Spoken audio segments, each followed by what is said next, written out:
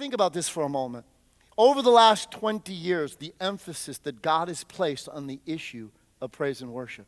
Do you know that we now live in a time, I'm old enough to recognize from where I've come as a youth to where we are in today, why are voices like Lauren Daigle now on regular secular radio? Why are people like, why did You Can Only Imagine blow up the airwaves over all the rest of this stuff? Why is the most recognizable things that God's doing in the body of Christ worldwide have to do with things like praise and worship? In the 1990s, probably the most recognized Christian figure in the world was a woman named Darlene Zschech, who was a worship leader for Hillsong. She made that church in Australia worldwide. What God brought out of there has impacted the world with respect to praise and worship.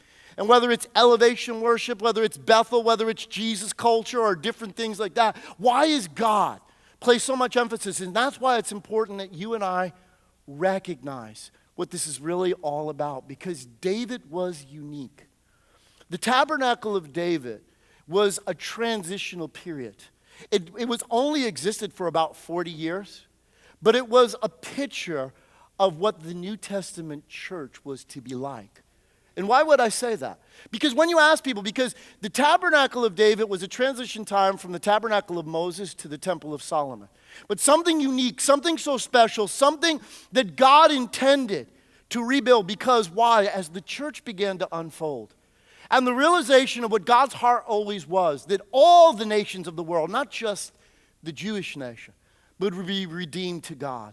That God was doing something unique and special that represented that he no longer wanted his presence to be separated from humankind.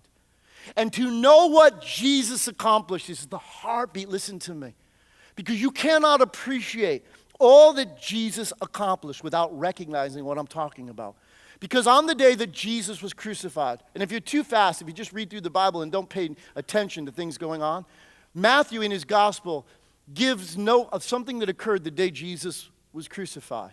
And that was the veil of the temple, that 4-inch thick curtain that separated the presence of God from the people, was torn apart from top to bottom. The significance was it wasn't torn by man, but that God was doing something new. That no longer was he separate. Now Jesus made a way for every single human being to know the presence of God personally, intimately. God wanted us to know him. And that's what you and I need to recognize, that God has made the way through Christ.